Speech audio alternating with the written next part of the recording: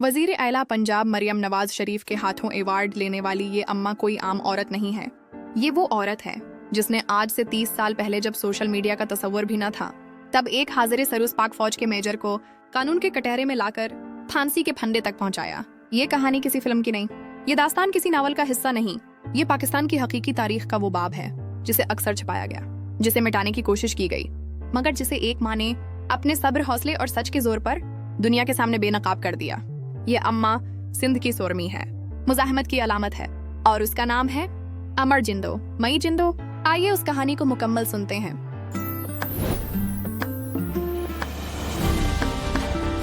अस्सलामुअलैकुम, आप देख रहे हैं मिस्टर हबीब ब्लॉग्स की ऑडियो सीरियल। साथ रहने के लिए हमारे चैनल को फॉलो करें और सब्सक्राइब करें, और अपनी कीमती राय से हमें जरूर आगाह करें।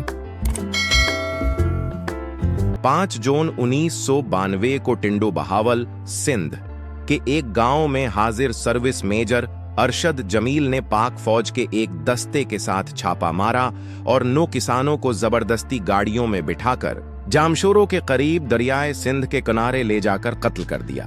फौज की जानिब से इल्जाम लगाया गया कि यह अफराद दहशतगर्द थे और इनका ताल्लुक भारत के इदारे रिसर्च एंड एनालिसिस विंग रा से था।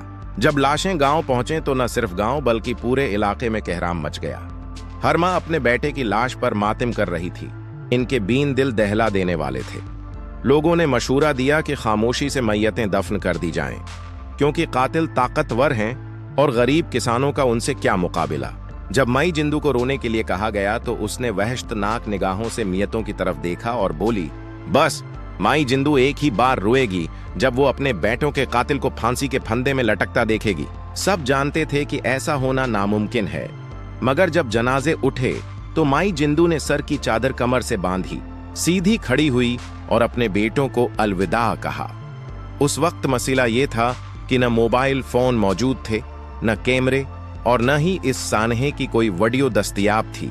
खबरें फैल गईं कि दुश्मन के एजेंट मारे गए और मुल्क को बड़े नुकसान से बचा लिया गया।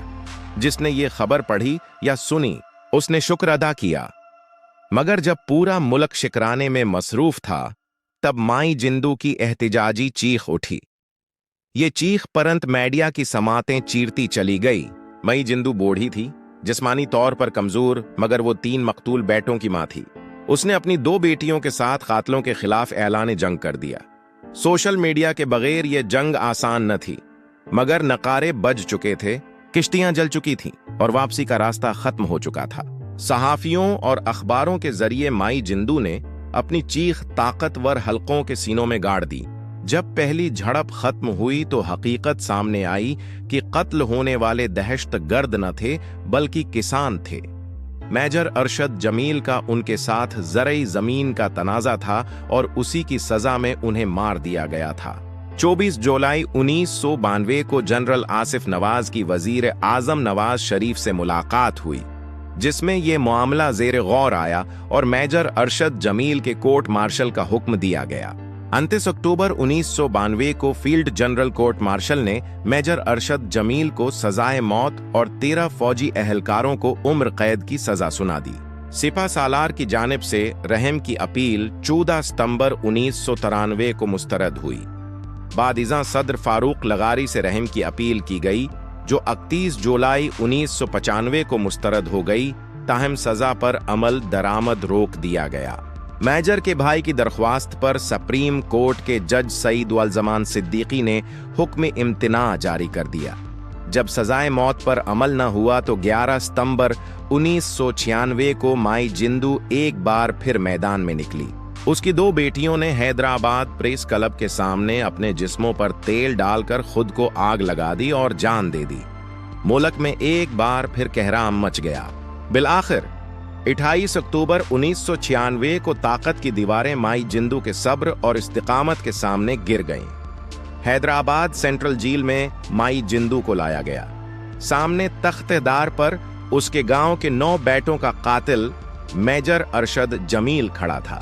जब तख्तादार खींचा गया तो कातिल का जिस्म हवा में झूल गया। सामने खड़ी माई जिंदू की बूढ़ी मगर मजबूत आंख से एक आंसू टपका, जो उसके रखसार की झुर्रियों में तहलील हो गया। ये वही माई जिंदू है जो आज भी वक्त की गरद में खड़ी है, जो आज भी अपने बेटों के नाम पर सांस लेती है। और जो अल्हम्दुलिल्लाह अब तक हाले हयात है। 30 बरस गुजर चुके हैं, मगर माई जिंदू के दिल में वो दिन आज भी जिंदा है।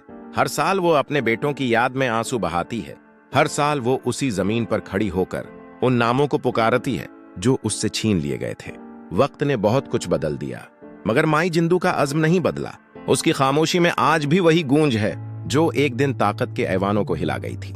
ये सच है कि 30 बरस बाद इस बहादुर औरत को किसी दर्जे में सराहा गया और उसे एक एजाज दिया गया, जो बलाशबा एक खुश आइंद कदम है। मगर सवाल ये है, क्या ये काफी है? क्या वो माँ जिसने ताकत के सामने झुकने से इनकार किया, जिसने इंसाफ के लिए अपनी बेटियां कुर्बान कर दें, जिसने एक आमिर सच को कानून के कटहरे तक पहुंचाया, क्या वो सिर्फ एक रस्मी एजाज की हकदार है? नहीं, माई जिंदू सिर्फ एक माँ नहीं, वो इस मुल्क के जमीर की अलामत है। वो मजलूम की आवाज है, वो अदल की जदोजहद की जिंदा तस्वीर है। ये स्क्रपट सिर्फ एक कहानी नहीं, ये एक अपील है।